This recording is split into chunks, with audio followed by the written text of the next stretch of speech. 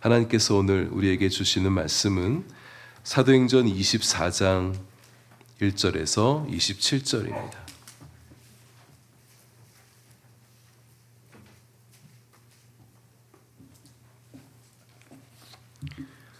사도행전 24장의 말씀, 우리 말씀 봉독은 1절부터 9절까지 하겠습니다. 저와 여러분 한 절씩 교독합니다.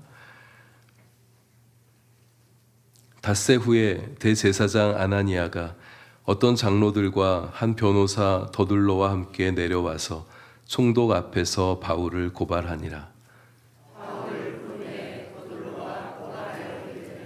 벨릭스 각하여, 우리가 당신을 힘입어 태평을 누리고 또 이 민족이 당신의 선견으로 말미암아 여러 가지로 개선된 것을 우리가 어느 모양으로나 어느 곳에서나 크게 감사하나이다.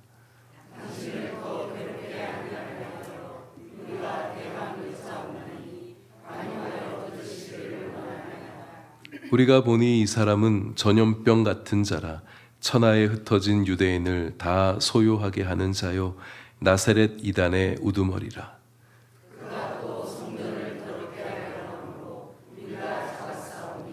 당신이 친히 그를 신문하시면 우리가 고발하는 이 모든 일을 아실 수 있나이다 하니 유대인들도 이에 첨가하여 이 말이 옳다 주장하니라. 아멘. 기도하겠습니다. 하나님 아버지, 이제 우리를 말씀 앞으로 가까이 이끌어 주옵소서. 각인의 심령에 주의 세미한 음성이 들려오기를 원합니다. 말씀으로 우리 마음을 기쁘게 하시고 믿음도 더 강하고 단단해지게 하시고 주님을 향한 사랑도 더 깊어지며 그리스도인답게 살아가려는 마음 다시 새롭게 품는 저희들 되게 하여 주옵소서. 예수님 이름으로 기도합니다. 아멘. 예루살렘에서 적대적인 유대인들로 인해 죽을 위협에 처했던 사도 바울이 천부장 루시아의 도움을 받아서 가이사랴로 안전하게 이송이 됩니다. 가이사랴에서 재판이 좀 신속하게 이루어지면 좋겠지만 무려 2년 동안 구금 상태에서 재판을 계속 받게 되어집니다. 가이사랴를 떠날 때까지 재판을 총 3차례나 받게 되어지는데요. 우리 오늘 본문에서 다루게 될 벨릭스 총독 앞에서 재판을 받고 25장에 가면 베스도 후임 총독에게서 또 재판을 받고 26장에 가게 되면 분봉왕 아그리빠 왕 앞에서 또 재판을 받게 되어집니다. 바울에게 인생에 또 한 번의 고난이 찾아오게 된 것이죠. 그럼 바울은 선교사이지 않습니까? 이곳저곳 다니면서 주의 복음을 전하며 살아가야 또 삶이 힘있고 행복하게 살아갈 사람인데 복음 자유롭게 전하지 못하죠. 세울 교회가 아직도 많이 있는데 교회 세우지 못하죠. 이미 세워진 교회도 방문해서 또 신앙의 독려도 해야 될 텐데 그런 거 하지 못하고 있으니 몸이 묶여 자유롭지 못하니 바울의 마음도 얼마나 답답했을까 싶습니다. 바울은 가이사랴에서 그저 아무것도 하지 못한 채 인내와 기다림의 시간을 보내게 됩니다. 여러분, 하나님께서 우리도 이처럼 바울처럼 묶어두시는 것처럼 그렇게 느껴질 때가 있습니다. 뭘 하고 싶은데 뭘 해야겠는데 무엇도 할 수 없는 그런 상황 속에 놓이게 되는 거예요. 무엇인가 하려고 하지만 자꾸 부딪히게 되고 걸리고 되어지고 막히고 닫혀있는 것처럼 느껴지게 되는 처지를 우리 인생에 경험하게 될 때가 있습니다. 답답하고 힘들죠. 그럴 때 우리도 바울처럼 기다리는 법을 좀 배워야겠어요. 인내를 배워가는 법을 좀 가져야겠습니다. 하나님께서 내 인생 앞에 뭔가를 막으시는 것처럼 느껴질 때가 있습니다. 사탄이 내 인생의 길을 막는 것처럼 느껴질 때는 우리는 돌파라는 단어를 붙잡아야 돼요. 돌파하게 하실 하나님을 붙들고 돌파라는 단어를 붙들고 앞으로 전진해 나가야 됩니다. 그러나 하나님께서 막으시는 것처럼 여겨지게 될 때는 우리 멈춰야 됩니다. 멈춰서서 실제로 멈춰서서 기다리고 인내해야 돼요. 하나님께서 우리가 기다리는 동안 우리 밖에서 무언가 일을 행하십니다. 또 그동안 내 자신을 살피고 보살피지 못했던 내 안에서 하나님께서 뭔가 일을 만들어가기도 하셔요. 그 어떤 것도 낭비되게 하지 않으시고 일하시는 우리 주님이심을 신뢰하면서 움직이게 하실 때는 머뭇거리지 말고 앞으로 달려나가시고 멈추게 하실 때는 멈추어서서 때를 기다리는 우리가 될 수 있어야겠습니다. 아무것도 못하는 것이 우리를 힘들고 답답하게 만들지만 여러분, 우리는 뭔가 자꾸 해야 될 사람들, 뭔가 좀 하기 원하는 사람들이잖아요. 그러나 때로는 우리 신앙의 성숙을 위해서 아무것도 하지 않는 법도 배울 수 있어야 됩니다. 아무것도 할 수 없으니 기도와 말씀에 전념할 수 있어지게 되겠죠. 기도와 말씀으로 우리의 내면을 더욱 단단하게 만들고 우리의 신앙을 더 깊이 있게 가져가는, 더 깊은 신앙으로 나아가는 은혜를 얻게 되실 수 있길 바랍니다. 5일이 지난 후에 바울을 고발했던 대제사장 아나니아와 장로 몇 사람들, 사내들인 의원이죠. 그리고 변호사 더둘로라는 사람을 대동해서 이 가이사랴에 그들이 도착을 했습니다. 이제 총독 벨리스 앞에서 바울 재판이 본격적으로 시작이 되는데요. 그들이 더둘로라는 사람을 데려왔습니다. 이 사람은 어떤 사람이고 왜 데려왔을까요? 아마 더둘로를 고용한 것은 그 사람이 로마법에 익숙하고 이 재판 절차를 능숙하게 잘 알고 또 말도 제법 설득력 있게 잘하는 사람이어서 데려왔을 것입니다. 지금 재판을 받는 장소가 예루살렘이 아니라 가이사라라는 것을 주목해 봐야 됩니다. 만약 예루살렘에서 재판을 받는 것이라면 예루살렘 유대인들의 민심을 등에 업고 세를 업고 좀 총독을 좀 압박하면서 우리한테 유리한 방향으로 재판을 끌어갈 수가 좀 있어요. 분위기를 좀 그렇게 유도할 수 있습니다. 그러나 가이사라입니다. 유대인들이 배석할 수도 없고요. 재판을 보면서 분위기를 좌지우지할 수 있는, 분위기를 좀 조정해 갈 수 있는, 유도할 수 있는 그런 상황이 아니란 말입니다. 이럴 때는 사법적 치밀성과 전문성을 가진 사람의 도움이 필요합니다. 그래서 말하자면 김앤장 법무법인급에 해당되는 그런 유능한 변호사를 고용해서 데리고 온 것이라고 볼 수 있습니다. 재판이 시작되자 변호사 더둘로가 총독에게 온갖 찬사를 쏟아넣으면서 말을 시작합니다. 보통 재판 법정에서 검사나 변호사가 뭔가 재판장에 말을 건넬 때 의뢰하는 말이 존경하는 재판장님 이렇게 해서 말을 시작합니다. 근데 더둘로는 지나친 아부성 발언으로 이 재판장의 환심을 사려 하고 있어요.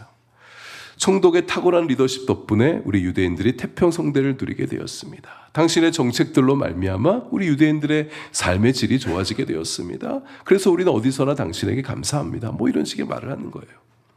근데 다 허풍이고 과장이고 거짓입니다. 문헌에 의하면 벨릭스는 무척이나 탐욕스럽고 고약한 성품에 폭력과 강압 정치로 유대인들을 다스렸던 유대 총독이었다고 합니다. 유대인들 치고 벨릭스를 좋아하는 사람이 없는 거예요. 유대인들이 아주 나쁜 평을 받는 사람입니다. 근데 유대인들만 그렇게 했느냐? 그렇지 않습니다. 로마 역사사가 타키루스가 벨릭스를 풍자하는 시를 썼는데요. 거기에 이렇게 언급을 하고 있습니다. 그는 노예의 심성을 가지고 왕의 권력을 행사했다. 이렇게 비아냥거리고 있습니다. 노예 심성을 가지고, 그러니까 억눌렸던 노예가 정권을 가지게 되면 이게 아주 강압적인 방식으로 행사할 수 있다는 거죠. 물론 좋은 방식으로 정권을 행사하는 사람도 있겠지만 좀 부정적인 맥락에서 보는 거예요. 주 52년부터 58년까지 6년간 유대 총독으로 봉직을 했는데요. 보통 유대 총독들 재임 기간이 2, 3년입니다. 그 평균보다 더 많이 재직을 했어요.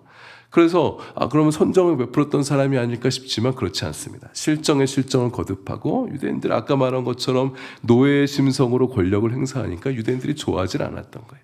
그럼에도 불구하고 오랫동안 직무를 감당할 수 있었던 이유는 이게 윗사람한테 아부를 잘했던 겁니다. 그리고 당시 황제와 좀 잘 아는 사이였습니다. 황제의 권력을 등에 업고 그렇게 유대 총독으로서 6년간 통치할 수 있었던 거예요. 우리 이런 사람들 좋아하지 않죠. 동료나 아랫사람들에 대해서 함부로 막대하면서 윗사람에게는 아부를 잘해가지고 승승장구하고 승진하는 사람, 우리 이런 사람들 좋아하지 않습니다. 이런 사람의 비유를 맞춰서 사탕발림 아부를 하고 있는 더둘로나 대제사장이나 장로들이나 다 진실되지 못하고 정의와는 거리가 먼 사람들입니다. 이 모양인 사람들이 하는 고발이 정직하고 올바를 리가 없습니다. 어떤 구체적인 증거를 가지고 바울을 고발하는 것도 아니에요. 그도 선동적인 언사를 가지고 벨릭스의 감정을 불편하게 만들어서 재판을 자기들에게 유리한 쪽으로 끌어내려고 하고 있습니다. 4가지 제목을 나열하는데요. 첫째, 바울은 전염병 같은 사람이다. 우리가 전염병이 얼마나 무서운 것인지 지난 우리 3년간 코로나를 겪으면서 경험했지 않습니까? 당시에도 전염병이 창궐할 때가 종종 있었습니다. 근데 우리 그 당시는 우리처럼 요즘 우리 때처럼 전염병에 어떤 치료약이 좀 있다라든지 격리를 제대로 할 수 있다든지 그런 시기가 아니었단 말입니다. 그래서 전염병에 걸리게 되어지면 생명을 잃게 되는 경우가 허다했었어요. 바울이 전하는 도를 가만히 두게 되면 이 복음이, 이 바울이 전하는 도가 로마 제국 전역에 전염병처럼 퍼지게 되어서 로마 전체를, 로마 시민들을 정신적으로 영적으로 병들게 만들 것이다. 이렇게 고소하고 있는 거예요. 틀린 말은 아닙니다. 복음이 바울 사도를 통해서 정말 전염병처럼 퍼져가고 있었던 것은 맞아요. 다만 복음은 나쁜 바이러스는 아니라 좋은 바이러스인 거죠. 감염되면 사람을 약하게 만들고 병들고 죽게 만드는 것이 아니라 오히려 사람을 살리고 강하게 하고 힘있게 하고 진정한 복을 가져다 주고 무엇보다 생명의 구원을 가져다 주는 참된 좋은 바이러스인 것이죠. 우린 그리스도인들은 이런 좋은 의미에서 전염병 같은 사람이 되어야 됩니다. 전염병 같은 사람들, 예수 생명의 복음을 널리 퍼뜨리는 사람들이 되어야 됩니다. 사람들을 거룩하게 감염시켜서 그들이 복음에 물들게 하고 복음이 그들의 영혼 속에 침투해 들어가 그들의 믿음이 바뀌게 하고 존재가 바뀌고 삶이 달라지게 하는, 그들에게 구원이 임하게 하는 은혜를 끼치는 우리들이 될 수 있어야겠습니다. 우리가 가진 복음이 참된 참 좋은 바이러스란 믿음을 가지고 복음의 선한 영향력을 널리 퍼뜨릴 수 있는 우리가 될 수 있어야겠습니다. 두 번째 제목은 천하에 흩어진 유대인들을 소유하게 하는 자라는 제목이에요. 유대인 사이에 내분을 일으키고 유대인 공동체 사이의 평화를 깨트리는, 평화를 파괴시키는 자다, 이렇게 고발하고 있습니다. 유대 총독으로 봉직하면서 가뜩이나 유대인들이, 이 유일신을 가진 유대인들이 로마 제국 안에서 굉장히 반란도 많이 일으키고 저항도 많이 했었거든요. 유대인들 때문에 가뜩이나 골머리를 썩고 있는데 또 유대인들 사이에서 내분이 일어난다고 하니까 이 총독 벨리스의 심정이 불편해질 수가 있습니다. 그의 심기를 상당히 건드리는 말이 될 수 있죠. 별 문제 없이 안전하게 관할 지역을 다스리고 싶은 총독의 입장에서는 소요를 일으키는 주동자가 있다면 그를 잡아다가 제국의 질서와 안녕을 괴롭히는, 훼손시키는 자라는 죄목으로 그냥 처형시킬 수가 있습니다. 당시 십자가형 때릴 수가 있는 거예요. 그 점이 지금 유대인들, 바울을 고발하는 유대인들이 노리고 있는 지점이거든요. 여러분, 근데 우리가 가진 복음은 필요한 갈등을 일으키는 것이 맞습니다. 복음은 세상을 실제로 흔들어 놓는 거예요. 예수님께서도 그렇게 말씀하셨습니다. 마태복음 10장 34절에서 내가 세상에 화평을 주러 온 줄로 여기지 말라고 말씀하셨어요. 화평이 아니라 검을 주러 왔다. 부부 사이에, 부모 사이에, 자녀 사이에, 부자 간에 불화하게 하려 합니다. 이렇게 말씀하셨어요. 뭘 말씀하는 걸까요? 예수님 때문에 가정의 불화가 실제로 일어날 수 있다는 걸 말하는 겁니다. 아니, 생각해 보십시오. 믿지 않은 가정들, 믿지 않은 사람들의 수두룩한 곳에서 예수님 믿는 사람이 들어오게 되면 필연 신앙의 갈등, 삶의 갈등을 일으킬 수밖에 없습니다. 가치관이 다른 사람이 들어왔는데, 삶의 방식이 다른 사람이 들어왔는데 갈등을 빚게 되는 것은 당연한 일인 거예요. 그러나 처음에는 그렇게 갈등이 있고 불화가 있지만 결국은 그곳에서 믿지 않는 사람들에게 참된 생명과 참된 자유를 가져다 주는 것이 복음이지 않습니까? 그래서 처음에 일어나는 갈등을 두려워하지 마시길 바랍니다. 박해를 받아도 감내하실 수 있기를 바라요. 가정의 평화를 위해서 내가 가진 복음을 포기한다? 우리 그럴 수 없습니다. 우리 부모님이 야, 너 예수님 믿지 말아라. 우리 가정의 평화를 위해서 믿지 말아라. 이렇게 말한다고 해서 부모님 말을 들을 수가 없는 거예요. 예수님을 놓지 말고 부모님을 설득하셔야 합니다. 예수 복음이 진리이며 생명이기 때문에 처음에 부모가 반대하지만 나중에 예수님 믿게 되어지면, 그들도 예수님 알게 되어지면 정말 귀한 것을 얻었노라고 고마워할 거예요. 우리에게 참된 생명을 가져다 줘서 너무 고맙다고 우리에게 그렇게 말할 것입니다. 회사에서 내가 예수님 믿는다고 밝히면 여러 가지 곤란한 상황이 생길 수 있습니다. 그래도 두려워하지 마시길 바랍니다. 그거 불편해하지 않으셨으면 좋겠어요. 내가 예수님 밝히는 거 그래도 잘하는 일입니다. 우리 주님께서 기뻐하신 일이죠. 우리 주님을 우리 주님을 이야기할 때 우리 주님께서 우리를 자랑스럽게 여기시고 우리와 함께 복되고 좋은 일들 그 회사 안에서 펼쳐가실 거예요. 그 주님과 함께 새로운 소망을 품고 내가 예수 그리스도를 믿는 사람임을 밝히시며 사시면 좋겠습니다. 세 번째 제목은 나사렛 이단의 우두머리다. 사실 이는 예수님을 말하는 거잖아요. 근데 현재 예수님이 승천하시고 나서 소위 나사렛 땅을 이끄는 인물은 바로 바울 사도라는 것이죠. 바울이란 작자는 제국에서 공인되지 않은 종교 집단의 총수다. 그대로 두면 로마 제국을 어지럽히는 나쁜 사상가 선동가이다. 그러니 바울을 꼭 잡아넣어야 된다. 이렇게 주장하는 거예요. 네 번째는 바울이 성전을 더럽히고 유대교 신앙 전체를 오염시키려 했던 사람이다. 이렇게 주장하고 있습니다. 그래서 유대법에 따라서 현행범으로 체포했다고. 이제 총독에게 공정한 재판을 받아서 이런 사람이 막 돌아다니면서 유대인들을 혼란하게 만들고 세상을 어지럽힌 일이 있어서는 안 됩니다. 공정한 재판을 내려주세요. 하고 재판장에 데려왔다는 거예요. 고발한다는 겁니다. 이런 더들로의 주장이 정말 사실이라면 바울이라는 사람은 정말 위험한 사람입니다. 심각한 사람이에요. 바울이 진짜 그렇게 제국의 질서와 안녕을 훼손시킨 사람이라면 벨리스 총독 자신의 직권을 가지고 즉결 심판을 내릴 수가 있을 것입니다. 제국의 질서를 해치는 소동의 주동자 십자가형에 처하고 그간의 관례를 따라서 또 벨리스 성정에 따라서 그냥 이 사도 바울에 대해서 엄한 형벌을 내릴 수가 있을 거예요. 근데 벨릭스 그렇게 하지 않습니다. 왜 그랬을까요? 바울이 유대인들이 고발하는 것만큼 실제로 로마 제국을 어지럽힌 사람이 아니었기 때문입니다. 국가의 안전에 해로움을 가져다주는 증거도 없었기 때문이에요. 다만 유대교 내부의 문제, 자기들이 해결하지 못하는 거 그 법정에 우린 자기의 법정에 가져와서 해결해 달라고 그렇게 온 문제로 보게 된 것입니다. 유대인들이 바울을 체포한 궁극적인 이유도 성전을 더럽게 했다는 이유잖아요. 이게 로마 총독 입장에서는 별 문제가 아닌 것이죠.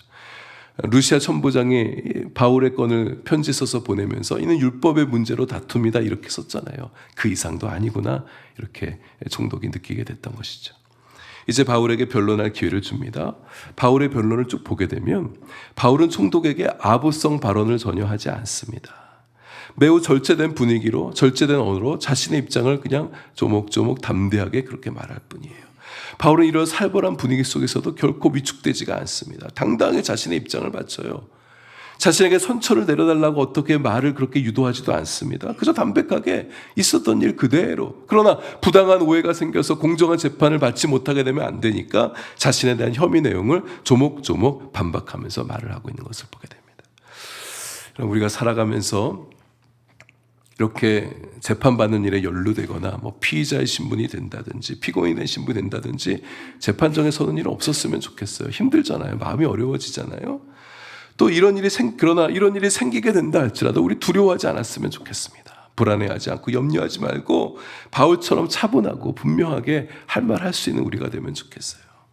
또 어떤 상황이 우리에게 불리하게 흘러갈 수가 있습니다. 우리를 억울하게 만들고 안 좋은 처지에 놓이게 되어질 때도 우리 불안해하지 말고 초조해하지 말고요. 성령 하나님이 나와 함께 계시니까 또 진실의 힘을 믿으셨으면 좋겠어요. 아무리 거짓에 난무한다 할지라도 진실된 것을 하나님께서 분명히 붙들어 주신다.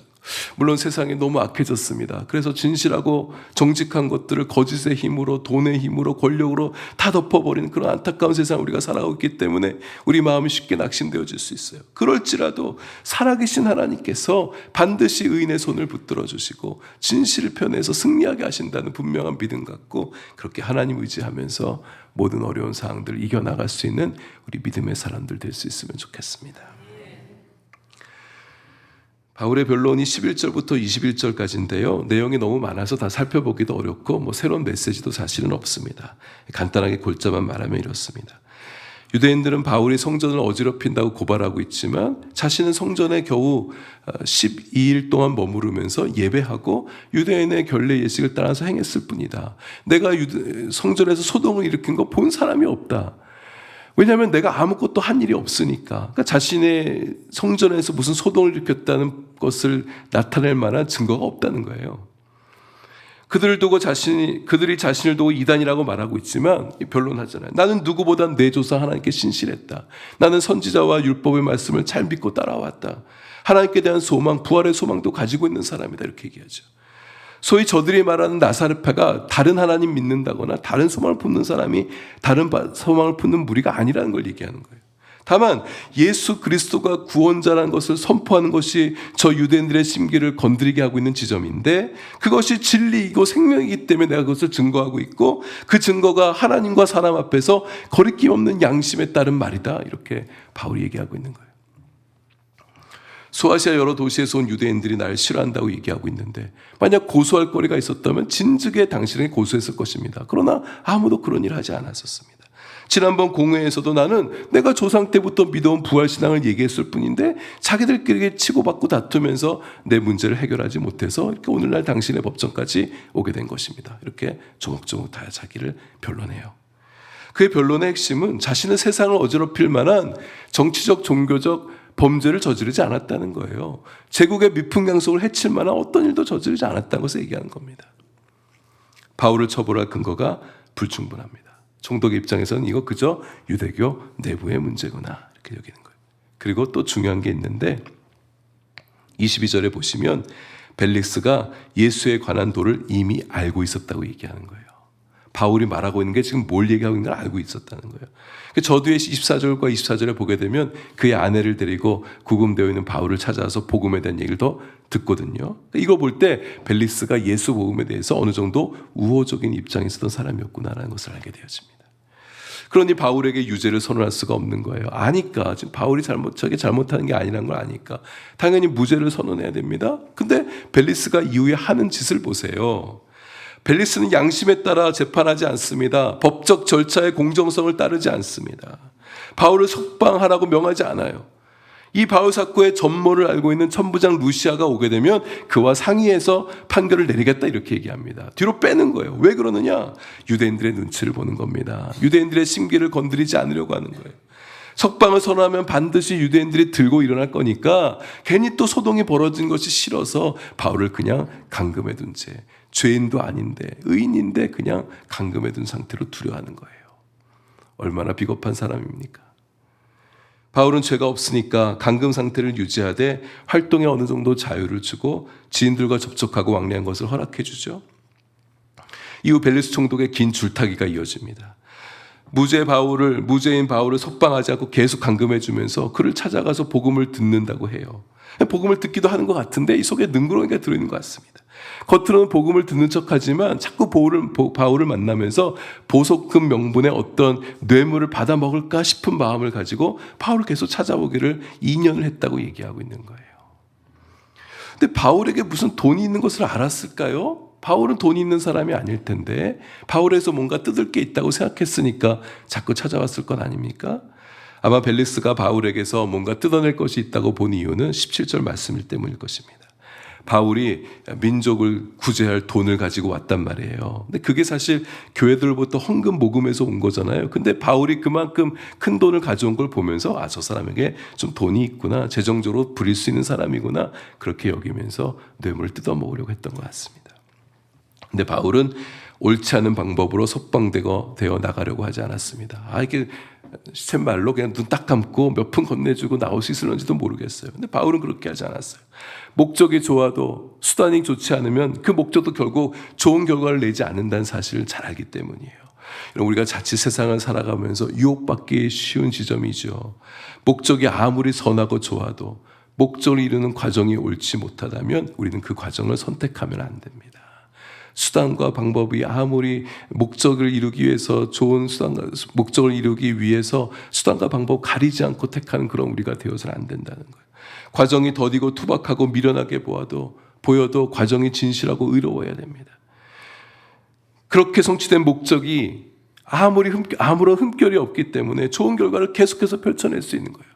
근데 나쁜 수단과 방법을 통해서 성취된 목적이라면 나쁜 과정의 흠결을 이미 그 과정 안에 내재했기 때문에 어디선가 뒤틀리는 결과가 나오게 되어져요. 어디선가 틀어지게 되어집니다. 좋은 결과로만 일이 나타나지 않게 된다는 거예요.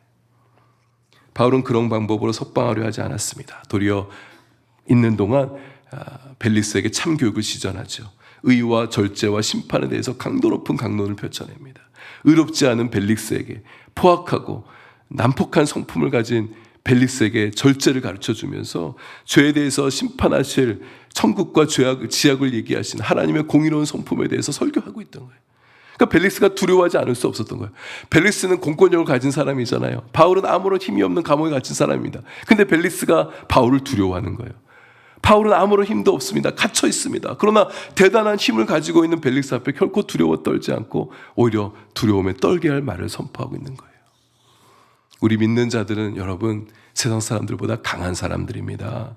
우리가 겉으로 볼 때는 재력도 별로 없고 권력도 별로 없고 사회적 힘도 부족할지 몰라요. 그러나 우리가 믿고 있는 복음의 힘이 강하기 때문에 우리와 함께 하시는 예수 그리스도가 강한 분이기 때문에 우리는 세상 가운데도 강한 자로 살아갈 수가 있는 거예요.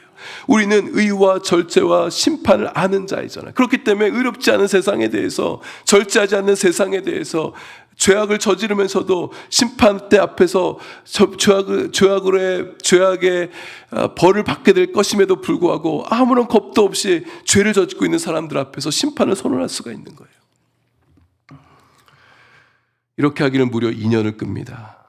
2년이 지나서 유대 총독으로 새로운 총독인 베스도라는 사람이 부임해요. 이렇게 보면 벨리스가 자기 임기 마칠 때까지 이 재판을 처리하고 싶지 않았던 것임을 보게 되어집니다.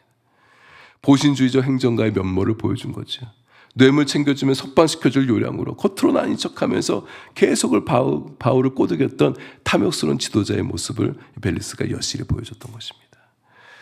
바울은 정직하고 진실했기 때문에 바울의 처지는 어렵기만 했습니다. 여러분, 우리 그런 마음 들잖아요. 정직하고 진실하게 살아가는 사람이 세상에 좀 잘 돼야 될 텐데, 근데 우리가 살아가는 세상을 바라보게 되면 정직하고 진실하기 때문에 더 어렵게 살아가는 사람들이 많은 세상을 우리가 보게 되어집니다. 이 약한 세상은 정직하고 진실한 사람에게 선대하지 않는 것 같아요. 하지만 그 긴 2년의 시간이 바울에게 손해만은 아닙니다. 그 2년의 시간 동안 바울은 내적으로도 단단해집니다. 복음의 열망은 더욱 커집니다. 때로는 쉼없이 달려왔었잖아요. 이제 좀 쉬면서 재충전하면서 다시 좀 달려갈 수 있는 힘을 얻게 되어지는 시간이 되었을 것입니다. 어떤 목사님의 글을 좀 봤는데 농담 반 진담 반으로 자신이 바울을 보면서 제일 부러워하는 때가 바울이 가이사라에 2년 동안 감금되어 있을 때가 제일 부럽대요. 그동안 좀 쉬면서 자신을 좀 재충전하고 좀 그렇게 할 수 있는 그 시간을 가졌을 테니 얼마나 좋았을까 뭐 이렇게 얘기하면 농담 반 진담 반으로 하는 얘기죠. 아마 이 목사님도 복음을 위해서 쉼 없이 달려왔기 때문에 쉬고 싶어도 쉴 수 없었기 때문에 그렇게 쉴 수 있는 기회를 가진 바울이 부러웠다 이렇게 말하는 것 같아요. 그러면서 그분이 했던 말이 그 다음이 좀 중요한데요. 회사가 부도나고 실직하게 된 성도들 격려하면서 이렇게 말을 덧붙였습니다. 꼭 나쁘게만 보지는 마십시오. 사실 실직당하고 직장 이런 게 굉장히 힘든 일이잖아요. 근데 하는 말이 격려하는 말이에요. 꼭 나쁘게만 보지 마십시오. 그 시간을 통해 하나님께서 지치고 상한 당신의 건강을 회복시켜 주시고 또 인생 공부도 하게 해 주실 것입니다. 그런 시간이 계속되느냐? 절대 그렇지 않습니다. 일정한 시간이 지나면 새 일을 주십니다. 주님을 앙망하는 자에게는 모든 것이 합력하여 선을 이루기 때문입니다. 또 바울은 자신이 정직하고 의로움을 유지했기 때문에 총독 벨리스 앞에서도 의와 절제와 심판에 대해서 담대하게 선포할 수 있었던 것입니다. 그렇게 설교할 수 있었던 거예요. 저도 제 자신이 의롭고 정직해야 제 설교가 담대할 수 있습니다. 제가 만약 정직을 잃어버리고 진실을 잃어버리고 불의와 타협하게 되면 사람들 눈치 보게 될 거예요. 우리 성도님들의 입맛에만 맞는 설교를 구성해서 선포하려고 할 거예요. 쓴소리, 죄나 심판이나 책망하는 메시지는 전하지 못하게 될 것입니다. 설교자가 듣기 싫은 소리 하지 않으면 어떤 성도님들 입장에서는 좋게 느껴질 수가 있죠. 듣기 좋은 말 하니까 설교 좋은 설교 잘하네. 그러나 진짜 성도는 좋아하지 않습니다. 말씀에 갈급함이 있는 성도는 자기 영혼을 힘들게 하는 설교라도 찾아 들어요. 내 양심을 찔리게 하고 내 마음을 괴롭히는 설교를 할지라도 그게 진짜 자신을 살리는 능력이며 생명이 되는 것을 알기 때문이에요. 결국은 듣기 좋은 설교만 계속 듣다 보면 설교자의 영혼뿐만 아니라 성도들의 영혼도 메말라 버리게 되어집니다. 축복과 위로 중심의 설교가 처음엔 듣기 좋지만 계속 그런 설교만 듣다 보면 우리 영혼이 사실 메말라지는 거예요. 죄에 대해서 지적하고 싫죠. 듣기 싫죠. 장차 나올 심판에 대해서 천국에서 지옥에 대해 설교하고 듣기 싫을 수 있죠. 잘못한 일에 대해서 영적 도덕적 책망하는 소리도 들어야 돼요. 그래 우리 영혼이 살아가는 겁니다. 성도님들의 삶도 그렇습니다. 정직하고 진실하고 의롭게 살아가려면 세상에서 손해 많이 보잖아요. 뒤처지게 되어지잖아요. 뒤처지기만 하면 그나마 다행일 수 있어요. 차라리 루저가 되어버리는 그런 현실을 마주하게 될 수도 있습니다. 너무 힘들잖아요. 근데 바울이 16절에도 말하지만 하나님과 사람에 대해서 양심의 거리낌이 없으면 거기 진짜 힘이 있다는 거예요. 담대할 수 있어요. 누구에도 옳은 소리 할 수 있습니다. 오히려 세상을 두렵게 떨 만한 큰 힘을 가지는 우리가 될 수 있는 거예요. 선한 영향력을 끼칠 수 있는 우리가 되어집니다. 그러나 불의와 타협하게 되어지면 우리가 가진 메시지에 힘이 빠지게 되어져요. 우리는 사람들에게 예수 복음이 참된 생명이며 능력이라고 말하기 힘들어집니다. 내가 똑바로 못 살고 있으니까, 내가 양심에 거리끼니까 예수 복음에 대해서 담대하게 말을 못하게 되는 거예요. 우리 양심에 거리낌 없이 살아가도록 애써 보십시다. 쉽지 않은 일이지만 우리가 손해볼 수 있어요. 세상적으로 어려움 당할 수 있습니다. 때론 무시당할 수도 있고 억울한 일 겪을 수도 있고 소외되어질 수도 있죠. 그럴지라도 정직하고 의롭고 진실하게 살아가려고 애쓰는 우리가 되면 좋겠습니다. 그래야 당당해요. 그래야 떳떳하게 살아갈 수 있습니다. 그래야 불의 앞에서도 비굴하지 않을 수가 있는 겁니다. 여러분, 우리 떳떳하게 살아야 되지 않겠습니까? 하나님 앞에서 떳떳하고 사람들 앞에서 떳떳하고 내 자신 앞에 떳떳하고 우리 자식들 앞에서 떳떳하게 살아야 되지 않겠습니까? 내가 떳떳할 때 우리는 부끄럽지 않고 세상 앞에서도 세상을 변화시킬 수 있는 힘을 가진 사람이 될 수 있는 거예요. 말씀을 맺으며 우리가 다시 누구인지를 확인하십시다. 우리는 그리스도인입니다. 그리스도를 따르는 사람들, 그리스도를 증언하는 사람들, 그리스도의 복음이 세상의 참된 진리인 줄 알고 복음을 전하는 사람들입니다. 코로나 같은, 감기 같은 바이러스는 나쁜 바이러스지만 복음과 같은 바이러스는 좋은 바이러스예요. 백신이라고 말할 수 있겠습니다. 여러분, 백신도 처음 맞게 되어지면 막 아프기도 하지 않습니까? 복음의 진리를 만날 때 우리 마음이 아플 수가 있어요. 힘들 수가 있어요. 감기 걸리고 질병이 걸린 사람처럼 증상이 똑같이 느껴져서 괴로울 수가 있습니다. 그러나 처음에만 그래요. 결국 우리는 좋은 바이러스를 받은 거기 때문에 나쁜 것들이 침투하는 것을 막아설 수 있고 몸을 건강하게 유지시키는 힘이 되어질 수 있는 거죠. 처음에 예수님 믿게 되어질 때 힘든 일이 생길 수가 있습니다. 예수 믿으면 복 받을 줄 알았는데 시련이 올 수 있습니다. 우리 교회에 처음 등록하신, 예수님 처음 믿으신 분들도 많이 등록하고 계시는데 잘 들어주시면 좋겠어요. 가족이 반대할 수 있습니다. 예수님 믿는 거 좋은데 좀 잘 믿으려고 그러면, 주일도 계속해서 나가려고 그러면 교인들이 왜 자꾸 교회 가냐고 반대할 수도 있습니다. 내가 예수님 믿기 시작하면서부터 가족 안에 어려운 일이 생겼다고, 가족에 무슨 힘든 일이 생겼는데 그게 네가 예수님 믿기 때문에 그렇게 됐다고, 그렇게 핍박이 올 수도 있습니다. 그래도 우리 잘 이겨냈으면 좋겠어요. 여러분, 근데 실제로 그런 일이 일어나기도 하는 게 맞아요. 왜냐하면 그동안 악한 영이 지배하고 있던 영역에 복음이 들어오게 되어지면 악한 영들이 그거 받아들이기 싫거든요. 거부한단 말입니다. 굴복당하기 싫기 때문에, 발악하기 때문에 나쁜 일도 일어날 수가 있는 거예요. 그러나 잘 견뎌주셔야 됩니다. 그 시간이 지나고 나면 참된 평화와 기쁨과 충복이 하늘로부터 우리의 삶에, 우리 영혼에, 우리 가족 위에 흘러 들어오게 될 것이기 때문이에요.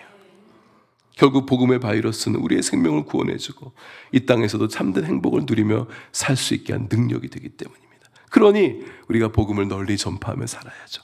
복음으로 세상을 거룩하게 감염시키는 사람, 복음으로 세상을 거룩하게 물들이는 사람이 되면 좋겠습니다.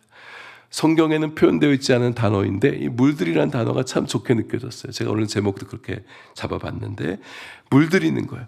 복음으로 세상을 변화시키는 거다. 색깔을 바뀌게 하는 거다. 물들인다는 단어의 영어에 다양한 영어 단어들이 있는데 컬러라는 단어를 쓰기도 합니다. 컬러가 명사로는 색깔이지만 동사로는 채색하다, 색깔을 입히다 이런 뜻이 있잖아요. 세상의 색깔을 바꾸는 거예요. 세상에 붉은 물을 들이는 겁니다. 보혈로 세상을 물들이게 하는 거예요.